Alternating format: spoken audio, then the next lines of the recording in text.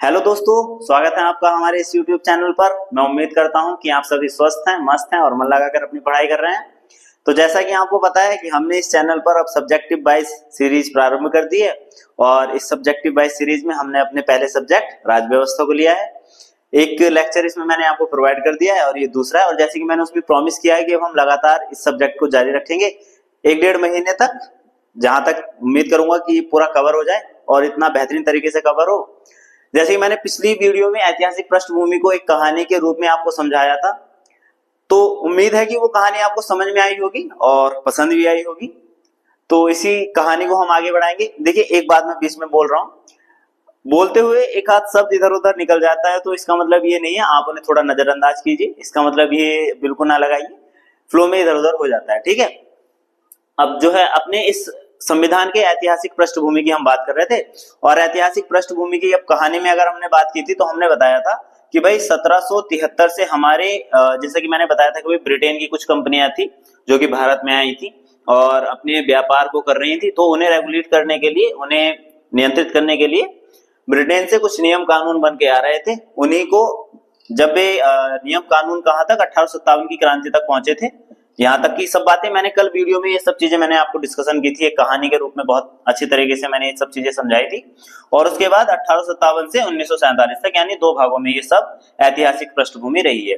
2 भागों में कैसे? अगर मैं यहाँ से यहाँ तक की बात करता हूं तो यहाँ पर हम बात करते हैं कि कंपनी के शासन जो थे, यानी कि यहाँ पर कंपनी के द्वारा शासन किया जा रहा था। और यहाँ से मैं यहाँ तक की अगर मैं बात करूंगा तो ताज के द्वारा, यानी कि हमारे महारानी के द्वारा शासन को किया गया था, यानी कि नियम कानून लाए गए थे। अगर देखो, इंपोर्टेंट थोड़े से नियम पढ़ते चलना है। ऐसा नहीं है कि जितने भी वो जैसे मैंने बताया कि पूरा एक ग्रंथ के टाइप में चीजें आ रही थी कंट्रोल करने के लिए। थोड़े से लोग हैं ब्रिटेन के और इतनी भारी जनताओं ने जो है कहीं ना कहीं कंट्रोल करनी है, तो इसके लिए वो नियम कानून भी इतने ही बड़े बड़े लाएंगे, इतने ही लिखित रूप में चीजें होंगी। पर वो हमें सभी चीजें नहीं नोट आउट करनी है, मतलब हमें सिर्फ वो चीजें पढ़ते चलना है, समझते चलना है जिनकी हमारी इस संविधान में कोई भूमिका रही है, ठीक है। तो हम उन सब जो अधिनियम रहे हैं, तो हम सभी अधिनियमों या जितने भी वो नियम कानून आए उन सभी पर बात नहीं करेंगे, हम इंपोर्टेंट पे बात करेंगे। और एक कहानी के रूप में, ऐसे ही जैसे मजे से हमने कल कहानी को समझा है, ऐसे ही मतलब इससे पहले वीडियो में जो समझा है उसी तरीके से हम ये भी आगे की तरफ को बढ़ते चलेंगे। अगर मैं बात करता हूं कि हम इंपोर्टेंट कहां से कहां तक लेंगे, अगर यहां से हम शुरू करते हैं तो हम सबसे पहले एक थोड़ा खाका बना लेते हैं कि कहां से हम कौन कौन से पढ़ने वाले हैं। तो सबसे पहले हम 1773 के रेगुलेटिंग एक्ट को पढ़ेंगे, ठीक है। अब इसी में देखते चल रहे हैं। तो ये कंपनी और ताज के शासन रहेंगे। 1773 के बाद हम पहुंचेंगे अपना 1784 के पिट्स इंडिया एक्ट पर। उसके बाद हम थोड़ा आगे मूव कर जाएंगे और पिट्स इंडिया एक्ट से हम सीधा पहुंचेंगे 1813 के चार्टर एक्ट पर। 1813 के चार्टर एक्ट के बाद हम पहुंचेंगे सीधा 1833 के चार्टर एक्ट पर और 1833 के चार्टर एक्ट के बाद हम पहुंचेंगे सीधा 1853 के चार्टर एक्ट पर। इसके बाद जैसे कि मैंने बताया था कि यहां पर होगी एक क्रांति, और वो क्रांति के जो कारण थे कल हमने डिस्कशन किए थे कि क्रांति होने की क्या वजह थी, और क्रांति होने की जो वजह थी वो हम आज भी थोड़ा डिस्कशन करेंगे। इन सब नियम कानूनों में वो सब चीजें पढ़ेंगे भी, और क्रांति को अच्छे तरीके से हम अपने जब मॉडर्न हिस्ट्री को कवर करेंगे तो बहुत बेहतरीन तरीके से, इंटरेस्टिंग तरीके से कवर करेंगे। फिलहाल यहाँ पर ये क्रांति होगी। उस क्रांति के बाद जो हम आने वाले और आगे, जैसे हमारा ये हमने बात की कि 1857 की क्रांति होगा, इसके जस्ट बाद अब यहाँ पर ताज शासन करेगा, ठीक है। और ताज जैसे यहाँ पर आएगा तो वो अपना 1858 में भारत शासन अधिनियम लाएगा। अब यहाँ से भारत शासन अधिनियम आने शुरू हो जाएंगे। भारत शासन अधिनियम मतलब भारत पर शासन करने के लिए जो अधिनियम पारित होंगे ब्रिटेन की महारानी के द्वारा, उन्हें हम बोलेंगे भारत शासन अधिनियम। कौन कौन से? जैसे मैंने बताया, हम इंपोर्टेंट पढ़ेंगे तो हम 1858 को पढ़ेंगे। 1858 के बाद हम सीधा मूव कर जाएंगे अपना जो इंपोर्टेंट के रूप में हम देख रहे हैं, तो इंपोर्टेंट हमारा है 1909 का, ठीक है। उसके बाद हम पहुंचेंगे 1919 पर, ठीक है। यहाँ पर ये मार्ले मिंटो हो गया, मॉन्टेग्यू चेम्सफोर्ड हो गया। उसके बाद हम सीधा पहुंचेंगे 1935 पर, और उसके बाद सबसे लास्ट में हमारा आएगा 1947 का भारत शासन अधिनियम। तो ये तो कुछ अधिनियम है जिनके बारे में हमें बात करनी है, और इन अधिनियमों में क्या क्या बात की गई है वही सब चीजें हम देखेंगे। देखिए, ऐतिहासिक पृष्ठभूमि को बेहतरीन तरीके से समझने के लिए हम इनकी 2 वीडियो लेकर आएंगे। 2 से 3 हो जाएंगी। एक में तो मैंने ये सारी कहानियों को पूरी डिटेल में समझाया है, इससे पहली वीडियो में बहुत अच्छी तरीके से एज अ स्टोरी फॉर्म में मैंने वो आपके सामने रखी है, वो आपको समझ में आ गई होगी। और इन अधिनियमों को थोड़ा अच्छी तरीके से समझने के लिए कि क्या क्या चीजों का इनमें यूज किया गया, कैसे चीजें आगे बढ़ी और बढ़ते बढ़ते ये जो है हमारी संविधान की नींव साबित हुई कहीं ना कहीं, तो वो कैसे हुई, इन सब चीजों पर हम बात करेंगे। तो इसके लिए हम क्या करेंगे कि आज की वीडियो में हम अपनी कंपनी के शासन को पढ़ने की कोशिश करेंगे कि भाई कंपनी के शासन कौन कौन से है और कंपनियों के शासनों को किस तरीके से लाया गया। और यहां से आगे की तरफ जब हम चीजें पढ़ेंगे तो हम अगली वीडियो में ताज यानी कि क्राउन के द्वारा जो महारानी जी बैठ के वहां पे चला रही हैं, वो जो कल मुखिया थी, कल की स्टोरी याद है ना, देख लेना एक बार, जिसने अगर वो वीडियो नहीं देखी है तो वो वीडियो जरूर देख लेना। उससे ये सारी चीजें ना मतलब एकदम हलवा जैसी लगेंगी। वो इतनी प्यारी एक कहानी के रूप में आपके सामने रखी है कि आपको वो चीजें समझने में थोड़ी आसानी हो जाएगी।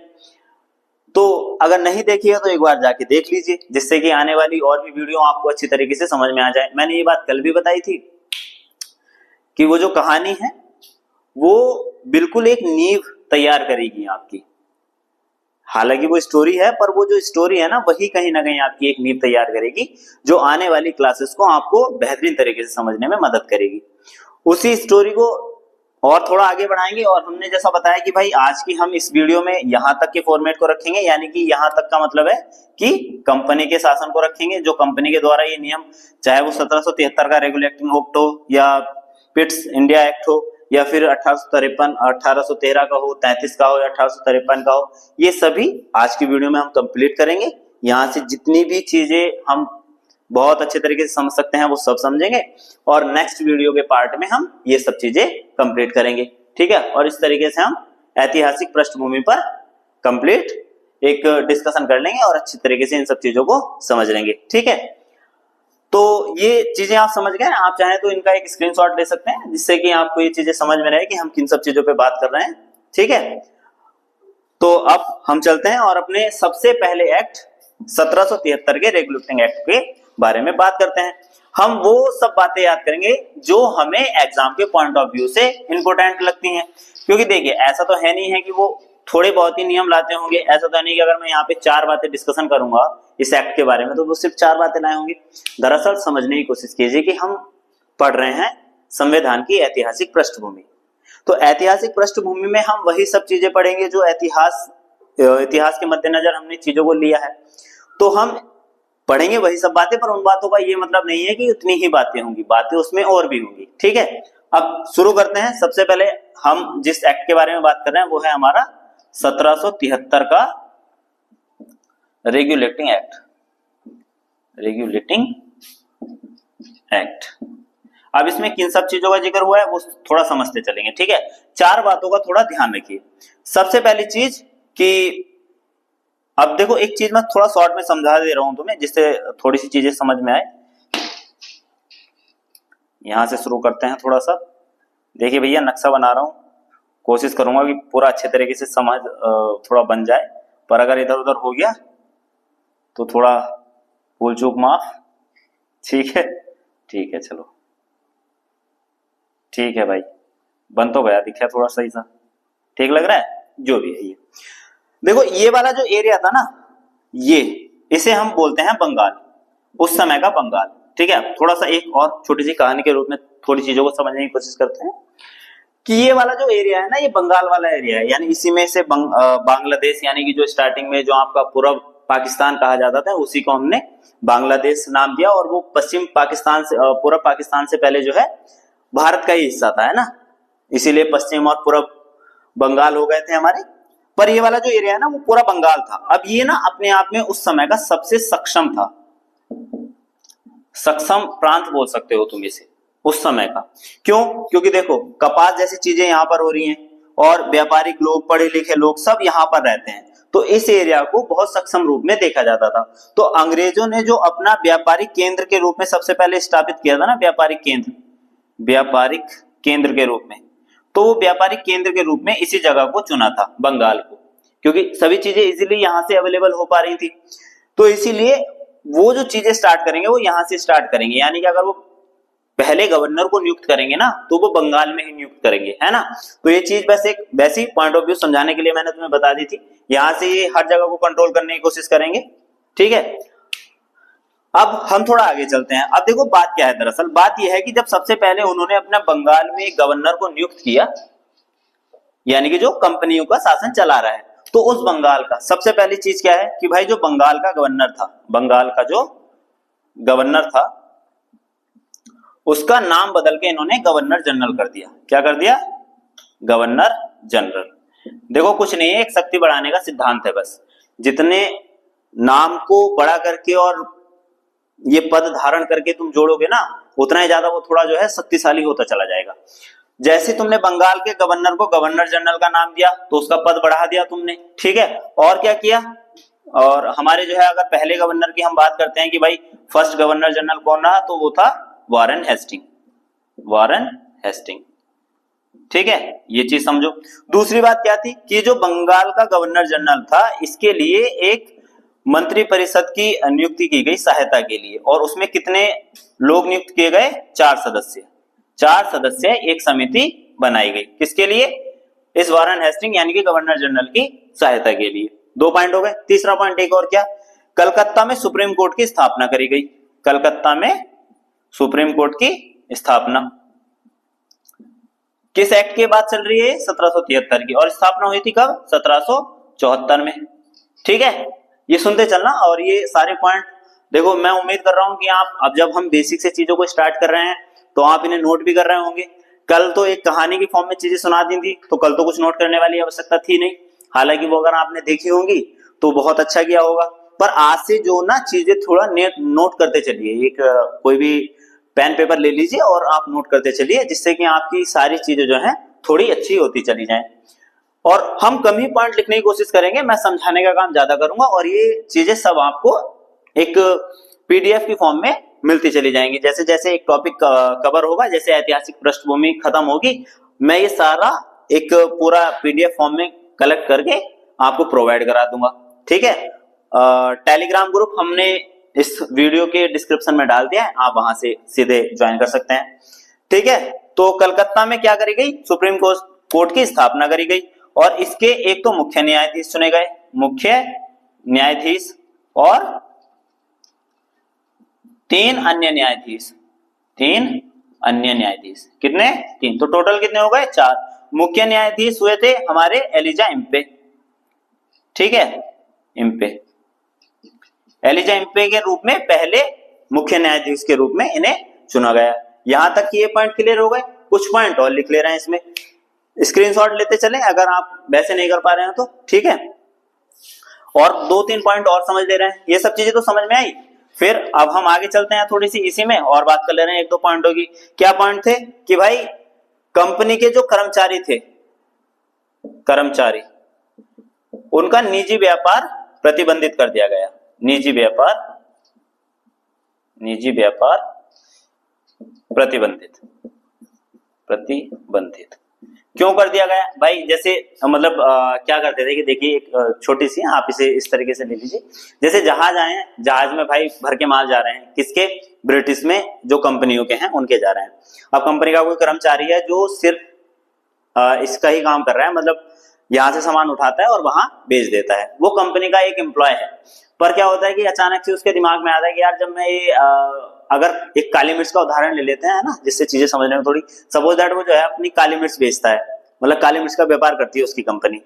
तो वो बहुत सारी जितनी कलेक्टेड जो भी चीजें थी कि भाई तुम्हें इतना सामान लाना है, वो उतना सामान अपने जहाज में लोड करता है और वो लेकर चला जाता है, और वो वही काम कर रहा है इतने दिनों से। पर अचानक से उसका एक दिन दिमाग होता है कि यार ये जब मैं जहाज लेके जा रहा हूँ तो एक दुकान मैं भी डाल लेता हूँ थोड़ी सी, कोई काली मिर्च की, एक आध कट्टा रख के लेके चलूंगा, कंपनी को क्या ही पता चल रहा है। तो वो है, तो ये तो मैं एक उदाहरण के तौर पे बात कर रहा हूँ, पर ये चीजें ना बड़े तगड़े लेवल पर होती थी। जैसे आज के टाइम पे मान लीजिए कि भाई आप जो है कंपनी के किसी एम्प्लॉय हैं और आपको लखनऊ किसी मीटिंग में जाना है, आप मीटिंग में गए और आपकी जो है एक परचून की दुकान है, मान के चल लो, है ना, कि भाई एक परचून की दुकान है, और आप लखनऊ गए, चारबाग स्टेशन पर खड़े हैं और आपने देखा कि यार यहाँ तो जो है रबड़ी बड़ी सस्ती मिल रही है, 50 रुपए का पैकेट मिल रहा है, ठीक है, और वो 50 रुपए पैकेट खरीद लेते हो जो तुमने वहां 50 का खरीदा है, यहाँ लाके तुम उसे जो है 200-250 का बेच ही दोगे आराम से, तो प्रॉफिट हो गया। पर ये है क्या? ये है तुम्हारा निजी व्यापार। इसका क्या कंपनी से कोई लेना देना था? बिल्कुल नहीं था। पर तुमने कंपनी के काम के चक्कर में अपना फायदा कर लिया, इससे कंपनी को कोई नुकसान भी नहीं हुआ, पर कहीं ना कहीं ये तुम्हारा निजी व्यापार हो गया। तो इसी तरीके का निजी व्यापार कौन कर रहे थे? वहां के कर्मचारी। वो घपलेबाजी चलने लगी थी, ठीक है, सामान कुछ लिखा जा रहा है, आ कुछ रहा है। तो ये समझ गया ना, निजी व्यापार पर प्रतिबंध लगा दिया। एक फैक्ट और था कि जो उपहार और रिश्वत जैसी चीजें स्टार्ट हो गई थी, उपहार व रिश्वत, इन सब चीजों पर भी प्रतिबंधित, मतलब ये भी, इन्हें भी मना कर दिया कि भाई तुम जितने भी कर्मचारी हो, ये पता है क्या करते थे, ये तो थोड़ा चालूपंथी दिखाते थे, लेते थे तो सामान जबरदस्ती और बता देते थे वहां जाके, ये तो जो है हमें वहां के महाराजा और वहां के राजा ने जो है खुश होके हमें ये गिफ्ट दिया है। भाई वो क्यों बताएंगे ऐसे कि जो है हमें परेशान किया है और ये सब चीजें की हैं, वो तो गिफ्ट ही बताएंगे। तो इन सब चीजों पर भी क्या लगा दिया? प्रतिबंध लगा दिया। तो यहाँ तक की चीजें आप समझ गए, ठीक है। हमने इसमें 4-5 बातें की हैं, मैं एक बार फिर याद दिला दूं। पहली, गवर्नर को गवर्नर जनरल का नाम दे दिया, जो कि वारन हेस्टिंग बने। 4 सदस्य उनकी एक समिति बनी जो उनकी सहायता के लिए बनी।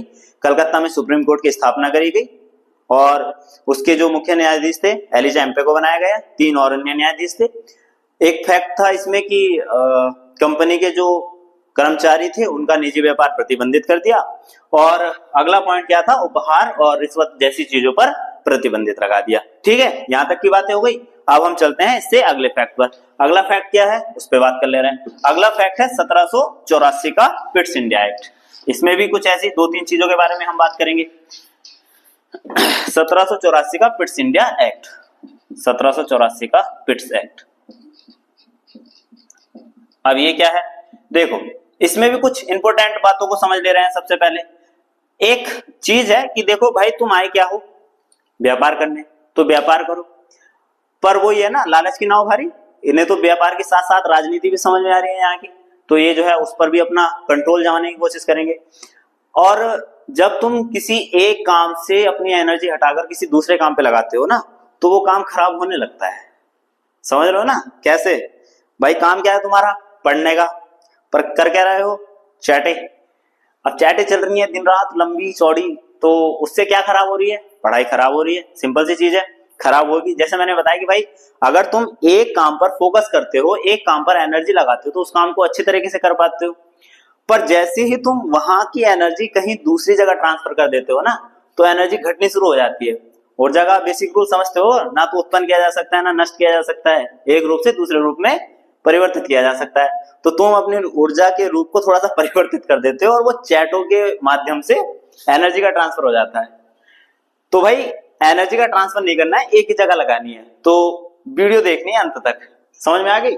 तो इसी तरीके से भाई ये 1784 के पिट्स एक्ट में क्या हुआ, इनका भी कुछ ऐसी थोड़ा सा तालमेल बिगड़ गया। आए तो थे बेचारे व्यापार करने, पर राजनीति में घुसने लगे। अब जब राजनीति में घुसेंगे तो कहीं ना कहीं व्यापार तो डगमगाएगा, इतना प्रॉफिट होगा ही नहीं, क्योंकि एनर्जी का ट्रांसफर होने लगा है। तो हुआ क्या, इन्होंने एक काम किया कि एक काम करते हैं भाई, हम करते हैं द्वैध तरीके का शासन। क्या करते हैं? द्वैध शासन।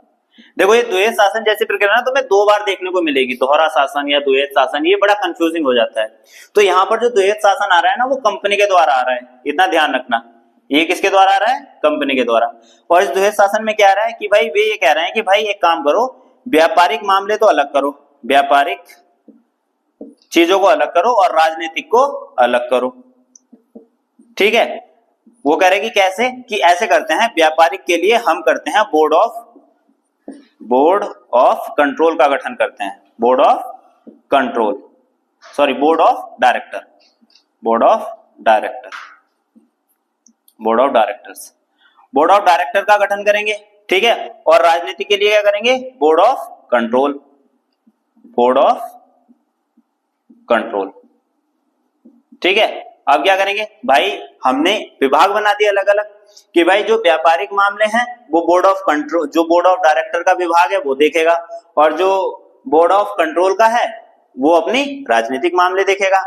तो ये क्या हो गया, ये हमने अब मैनेज शुरू कर दिया, मतलब हम इसे मैनेज करना शुरू करेंगे। कहने का मतलब ये कि वो जो तुम्हारी चैटें चल रही है ना, उसके लिए तुम अब जो है एक टाइम शेड्यूल बांध दोगे कि भाई इस टाइम से इस टाइम के बीच में करते हैं, ठीक है। अपन मैनेज, मतलब दोनों काम चलने चाहिए कि भाई कंपटीशन की पढ़ाई भी ना रुक जाए और ये काम भी चलता रहे, ये भी जरूरी है। ठीक है। तो जो भी है इस तरीके से अब हम इस चीज को क्या करेंगे, मैनेज करेंगे। देखिए एक चीज मैंने कल भी बताई थी और मैं अब भी बता रहा हूं, एक बार फिर समझ लीजिए कि जब हम सब्जेक्टिव तरीके से तैयारी करते हैं ना भाई, तो हमें उसमें थोड़ा सा टाइम देना पड़ता है। पर अंडरस्टैंडिंग के लिए जब तुम इन सब्जेक्टों की बहुत अच्छी तरीके से अंडरस्टैंड करोगे ना, तो इनके लिए थोड़ा सा टाइम तुम्हें देना पड़ेगा। तो यहाँ जो ये हम काम कर रहे हैं ना, थोड़ा सा बस टाइम की ही तो डिमांड कर रहा है, चीजें यहीं से निकलेंगी। मतलब आप एक नींव को तैयार कर रहे हैं, तो जाहिर सी बात है अब नींव अगर मजबूत है तो मकान भी मजबूत ही बनेगा, है ना। तो इस तरीके से हम क्या कर रहे हैं, ये सब चीजें समझने की कोशिश कर रहे हैं, ठीक है। अब यहां पर ये चीजें समझ गए, बोर्ड ऑफ डायरेक्टर और बोर्ड ऑफ कंट्रोल, ये मतलब इसका यहां पर ये चीजें स्टार्ट हो जाएंगी, व्यापारिक और राजनीतिक मामले अलग हो जाएंगे। दूसरी एक चीज और होगी क्या कि भाई एक तो ये हो गया द्वैध शासन, एक इसमें ये होगा कि आप जो ब्रिटिश आधिपत्य क्षेत्र है, मतलब जो कंपनी के क्षेत्र है ना, जो कंपनी के क्षेत्रों को, जितने भी कंपनियों ने क्षेत्र अपने बना लिए हैं कि ये हमारा क्षेत्र है, इसे ब्रिटिश आधिपत्य क्षेत्र के नाम से कहा जाएगा। क्या बोला जाएगा, ब्रिटिश आधिपत्य क्षेत्र।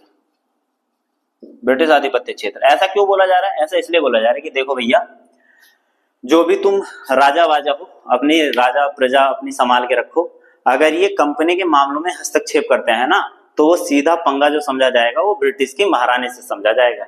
इसीलिए कैसे क्षेत्र है, ब्रिटिश आधिपत्य, मतलब ब्रिटिश के आधिपत्य क्षेत्र हो गए हैं अब ये जो कंपनी के क्षेत्र है ना। तो इस तरीके से इसमें दो तीन बातों का जिक्र हुआ, ठीक है, ये समझ में आ गई होंगी। इसमें जो सबसे इंपॉर्टेंट फैक्ट है ना, वो ये वाला है, द्वैध शासन। द्वैध शासन को आप समझ गए होंगे अच्छी तरीके से। फिर अब आगे की बात चलते हैं और आगे हम अपने अगले फैक्ट पर पहुंचते हैं, जहां पर हम बात कर रहे हैं 1813 के चार्टर एक्ट की। अब यहां से स्टार्ट हो गए हमारे, देखो बीच में और भी आए हैं, मैंने ये बताया था कि बीच में ऐसा नहीं है कि सिर्फ यही आए हैं जो हम पढ़ रहे हैं, बीच में बहुत से एक्ट आते रहे हैं, चार्टर एक्ट आते रहे हैं, या और भी तरीके की कुछ छोटे मोटे कानून आते रहे हैं समय समय पर हम उन कानूनों को पढ़ रहे हैं जिनका महत्व हमारी परीक्षाओं में है। समझ रहे हैं ना भाई, हम और चीजें क्यों पढ़ें जिनका कोई मतलब ही नहीं है, जिनका कोई पॉइंट ऑफ व्यू नहीं है। हम पीएचडी करने थोड़ी आए हैं यहाँ पर, हम तो भाई एक जॉब लेने आए हैं, तो उस जॉब की प्रोस्पेक्ट में हम तैयारी कर रहे हैं, तो हम चीजें भी वही तरीके से पढ़ेंगे। हाँ, पर इतने अच्छे तरीके से जरूर पढ़ो कि दिमाग में बसी रहे चीजें, है ना। ये दो समझ गए, अब थोड़े से और आगे चल रहे हैं। अगली बात कर रहे हैं हम 1813 के चार्टर एक्ट पर। चार्टर एक्ट क्या बात हो रही है 1813 के चार्टर एक्ट में, दो तीन तरीके की चीजें इसमें भी जिक्र किया गया है। सबसे पहली चीज, कंपनी के एकाधिकार को समाप्त किया गया है, एकाधिकार को समाप्त, पर दो चीज को छोड़कर, एक तो चाय के व्यापार को और एक चीन के साथ व्यापार को। चाय और चीनी मत समझ लेना, ठीक है भाई, चाय पीने वाली और चीन मतलब चीन देश के साथ। ये कभी तुम चाय चीनी कि भाई चाय चीनी बन रही है, नहीं, चाय की बात नहीं हो रही, चाय वो चाय वाली और चीन देश वाली, मतलब इनके साथ कंपनी का एकाधिकार बना रहेगा, इनके साथ तो एकाधिकार बना रहेगा, भी एकाधिकार रहेगा। पर और जितनी भी सारी चीजों के हम व्यापार करते हैं, चाहे वो मसालों का हो गया, चाहे वो कपास का हो गया, चाहे वो किसी भी तरीके के धातु वातु का हो गया, इन सभी का व्यापार पर अब एकाधिकार समाप्त हो जाएगा। मतलब जो एक कंपनी थी, कल की अगर तुमने कहानी सुनी होगी ना, उसमें एक चीज तुम समझ रहे होगी कि एकाधिकार जैसी चीजें कहाँ हो गई। भाई कंपनी जो वहां के मुखिया वाली जो कल हम कहानी सुना रहे थे, वहां के मुखिया ने एक ही कंपनी को तो स्टार्टिंग में छूट दी थी ना, बाद में और कंपनी आई है, तो ये कहानी कल की थी, आप देख लेंगे, है ना, वहां पर जाके। तो सबसे पहली चीज, एकाधिकार को समाप्त कर दिया गया। दूसरी चीज, शिक्षा पर 1 लाख रुपए की बात की गई कि हर साल शिक्षा पर 1 लाख रुपए देगा। कौन देगी, इस एक्ट में बात की गई कि देखो भैया ऐसी बात है, तुम भारत में जो है शिक्षा का और विकास करना शुरू करो। इसके पीछे बड़ी छोटी सी एक कहानी है, सिंपल सी। देखो ये ना हमारे देश को एक बाजार के दृष्टिकोण से देखना चाह रहे थे कि भाई हम ये जो इतना सारा सामान लेके जा रहे हैं कच्चा, और हम बना रहे हैं, भाई कपास लेके जा रहे हैं, जो शर्ट बना रहे हैं, इतनी जो पैंटे बना रहे हैं और इतनी बढ़िया बढ़िया प्रोडक्ट बना रहे हैं, ये हम बेचेंगे कहाँ, बेचने भी तो है कहीं। और अगर लोग यहाँ के अशिक्षित रहेंगे, वही धोती कुर्ता पहन के निकलेंगे और वही सब चीजें करते रहेंगे, तो भाई हमारा सामान बिकेगा कहाँ।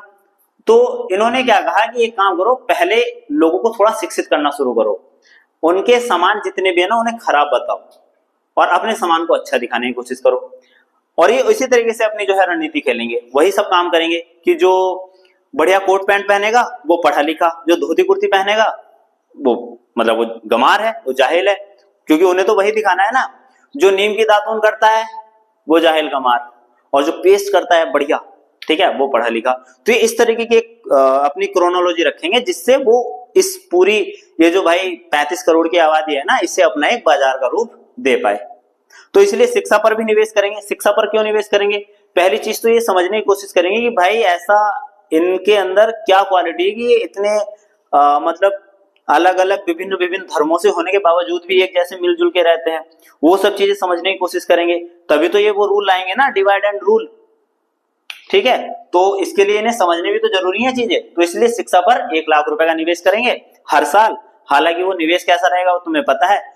ये जो भी काम करेंगे अपने हितों को ध्यान में रखें। देखो अंग्रेज जो भी काम करेंगे ना भारत में, वो सब अपने हितों को ध्यान में रखते हुए करेंगे। ट्रेन की पटरियां भिजवाएंगे, वो अपने मान के लिए भिजवाएंगे। डाक जैसी सेवा चलाएंगे, वो अपने लिए चलाएंगे।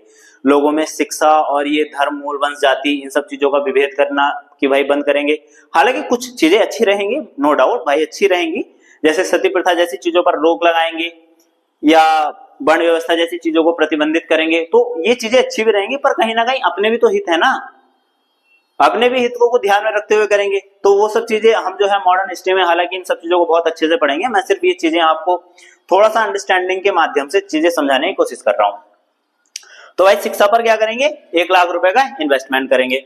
फिर अगली चीज, एक चीज और है कि ईसाई धर्म के लिए, यानी कि ईसाई धर्म के प्रचार के लिए छूट दे देंगे।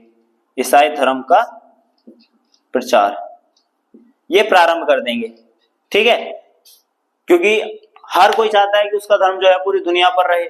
अब भारतीय है कि हिंदुस्तानी है, तो सबको जो हिंदू है वो चाहते हैं कि हिंदू ही पूरी दुनिया में राज करे, और राज करे या पूरी दुनिया राज करने जैसी या जो भी है वो तो अलग बातें हैं, पर कहीं ना कहीं अगर वो जहां भी जाए ना उसे हिंदुस्तानी और हिंदू नजर आए, ये सबका एक दृष्टिकोण रहता है। तो यही दृष्टिकोण किसका है? इस धर्म का है। तो इसलिए इस धर्म का प्रचार करने के लिए भी पूरी तरीके से छूट देंगे। तो यहां भी हमने लगभग 3-4 बातें अपनी की हैं कि भाई एकाधिकार को समाप्त करेंगे। दूसरा पॉइंट है चाय और चीन के एकाधिकार को छोड़कर। तीसरी चीज, शिक्षा पर 1 लाख रुपए का इन्वेस्टमेंट करेंगे। क्यों करेंगे वो मैंने तुम्हें बता दिया। फिर ईसाई धर्म का प्रचार करेंगे, ये कुछ बातें इसमें रखेंगे, ठीक है। फिर हम आगे चलते हैं थोड़ी सी और हम पहुंचते हैं अपने 1813 समझ गए ना अच्छे से। अब पहुंचते हैं हम अपने 1833 पर, ठीक है भाई। 1833 का चार्टर एक्ट, इसमें क्या बात होगी? इसमें देखो कुछ बातें इसमें भी, जैसे सबसे पहली चीज भैया ये करेंगे कि जो एकाधिकार था ना चाय और चीन का एकाधिकार, वो पूर्णतः समाप्त हो जाएगा। पूर्णतः समाप्त का मतलब है जो चाय चीन को छोड़ दिया था ना, चाय प्लस चीन को, उस पर भी क्या हो जाएगा? एकाधिकार समाप्त हो जाएगा। दूसरा सबसे बड़ा और इंपोर्टेंट बदलाव, जो बंगाल का गवर्नर था ना, बंगाल का जो गवर्नर जनरल था, गवर्नर जनरल, उसे अब ये भारत का गवर्नर जनरल कहेंगे। किसका? भारत का गवर्नर जनरल, ठीक है। अब देखो मेन चीज क्या है कि भाई हम इन सब चीजों को क्यों पढ़ रहे हैं भाई। एक सीधी सी चीज समझो। सबसे पहले बंगाल का गवर्नर जनरल, मतलब बंगाल का गवर्नर कौन बना? Governor general. गवर्नर जनरल के बाद कौन बना? भारत का गवर्नर जनरल। भारत का गवर्नर जनरल के बाद 1857 की क्रांति के बाद वही कौन बनेगा? वायसराय। और वायसराय वही जब देश आजाद होगा वही कौन बनेगा? राष्ट्रपति। तो ये जो सीक्वेंस स्टार्ट हुआ है भाई, वो कहां से स्टार्ट हुआ है? तुम्हारा 1773 के रेगुलेटिंग एक्ट से, और यहां से चीजें कहां तक पहुंची हैं? तुम्हारे देश आजाद होने तक, यानी कि अभी तक वो सब चीजें चल रही हैं। राष्ट्रपति का पद तो अभी तक चल रहा है। तो यानी जो उसकी पृष्ठभूमि है, उसकी जो ऐतिहासिक पृष्ठभूमि है, वो कहां से है? यहां से। तो इसीलिए तो हम इन सब चीजों को समझ रहे हैं। बात यहां तक समझ में आ रही है?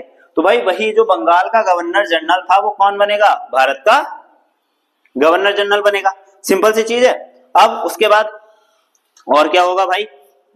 और चीजें समझते चल रहे हैं। यहां तक की बातें समझ में आ रही है ना? ये क्या बातें चल रही हैं? ऐसा वो कुछ नहीं है कि समझ में नहीं आ रही। ठीक है। अब अगर हम बात कर रहे हैं तो हम यहां की बात कर रहे थे, कौन होगा?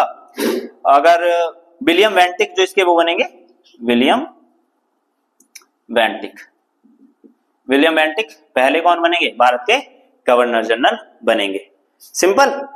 और क्या होगा इस चीज में, एक चीज और समझते चलिए कि ये अंग्रेज एक काम और करेंगे, धर्म, वंश, जाति, लिंग, इनका भेदभाव खत्म करेंगे। भेदभाव मतलब इनके आधार पर कोई भेदभाव नहीं करेगा। अब देखो ये भी जैसा मैंने बताया कि अपने हितों को ध्यान में रखते हुए अब जितना ज्यादा ये इन सब चीजों को खत्म करेंगे, वर्ण व्यवस्था जैसी या भेदभाव जैसी, तभी तो इनका मार्केट बहुत एक बड़े लेवल पर ज्यादा से ज्यादा लोगों तक पहुंचेगा। जैसा आपको पता है, आपने वर्ण व्यवस्था के बारे में सुना है कि भाई भारत में जो है वर्ण व्यवस्था जैसी चीजें थी, जिसमें 4 समुदायों में हमारा ये पूरा एक व्यवस्था बटी हुई थी, जिसमें आप ब्राह्मण, क्षत्रिय, वैश्य और शूद्र जैसी चीजों के बारे में आपने पढ़ा होगा। तो जो शूद्र है वो कहीं ना कहीं एक बहुत बड़ी जनसंख्या को कवर करता है, और उसे ही तुम दुकान से सामान खरीदने नहीं दे रहे हो, है ना। तो भाई ये तो तुम्हारा मार्केट और घटा देगा ना, तो भाई से खत्म करेंगे। अंग्रेज क्यों नहीं खत्म करना चाहेंगे, जरूर खत्म करना चाहेंगे। तो ऐसी चीजों पर भी क्या होगा, भेदभाव जैसी चीजें समाप्त कर देंगे। और एक चीज और लाएंगे, ये प्रशासन में केंद्रीकरण करेंगे। क्या करेंगे? केंद्रीकरण। केंद्रीकरण क्यों करेंगे भाई? केंद्रीकरण इसलिए करेंगे, केंद्रीकरण का करने का ये कारण रहेगा कि भाई जो प्रशासन हम अलग अलग जगह पे कर रहे हैं, भाई इधर बंगाल में, इधर अवध में, इधर कश्मीर में, इन सब चीजों को थोड़ा सा केंद्रीकृत करो। तो ये केंद्रीकरण ही तो है ना, ये केंद्रीकरण ही हुआ ना भाई। पहले तो तुम बंगाल के थे, अब सीधे सीधे तुम कहां पहुंच गए? पूरे भारत में। और यहाँ पूरे भारत को तुम एक जगह से तो कंट्रोल करोगे ना, तो वही तो केंद्रीकरण है भाई। केंद्रीकरण का मतलब है कि यहां से तुम केंद्र से बैठ के हर जगह को कंट्रोल करोगे। तो ये क्या है? एक तरीके का केंद्रीकरण है। और विकेंद्रीकरण क्या होगा? जब तुम यहां से, मतलब ये तो हो गया केंद्रीकरण, सॉरी उल्टा हो गया भाई, ये ठीक है, ये हो गया केंद्रीकरण। जब सारी जगह से तुम क्या करोगे? अपने केंद्र के अंदर काम करोगे। और विकेंद्रीकरण क्या होगा? जब तुम केंद्र से हटके परिधि की तरफ काम करोगे। ठीक है, ये समझ गए ना? मतलब ये थोड़ा सा उल्टा हो गया था, आप समझ जाइए। केंद्रीकरण का मतलब होगा जब केंद्र से बैठ के सारी जगहों को कंट्रोल किया जाएगा। जैसे भारत का गवर्नर जनरल बना दिया, पहले कहां का था? बंगाल का। यहां तक की बातें समझ में आई। अब आज हम अपने जो है लास्ट चार्टर एक्ट के बारे में बात कर रहे हैं। इसे थोड़ा सा और समझ लो, इसमें इतना कुछ ज्यादा इंपॉर्टेंट नहीं है, एक आध फैक्ट के बारे में और बात करेंगे बस।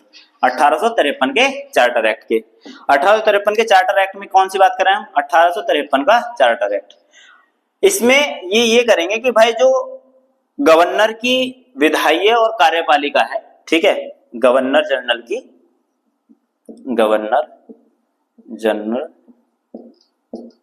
की विधायिका, विधायी व कार्यपालिका के कार्य अलग कर देंगे। कार्यपालिका के कार्यों में पृथक्करण। क्यों पृथक्करण कर रहे हैं भाई?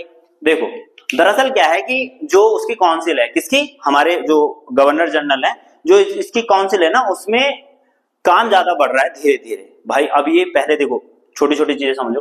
पहले ये अब एक सिर्फ बंगाल पे अपना जो है आधिपत्य जमाने की कोशिश कर रहे थे और वहां को कंट्रोल कर रहे थे। धीरे धीरे जैसे मैंने बताया था अभी कि व्यापारिक और राजनीतिक मामले अलग कर दिए थे। जैसे इन्हें लगा कि ये चीजों भी सुधार करनी चाहिए, उन्होंने सुधार किया। उसके बाद अब इन्होंने एक नीति अपनाई जिसमें केंद्रीकरण जैसी व्यवस्था करी। केंद्रीकरण मतलब एक जगह से बैठ के सारी जगह को कंट्रोल करेंगे। तो जब केंद्रीकरण जैसे काम करोगे तुम, तो भैया तुम्हें ज्यादा लोगों की भी तो जरूरत पड़ेगी, क्योंकि तुम अब पूरे देश को कंट्रोल कर रहे हो। तो वे एक सिस्टमैटिकली तरीके से काम करना चाहेंगे ना। ऐसा तो है नहीं कि जो कानून बना रहा है वही पारित करेगा, तो वही ना, उस पर तो काम का प्रेशर बढ़ जाएगा।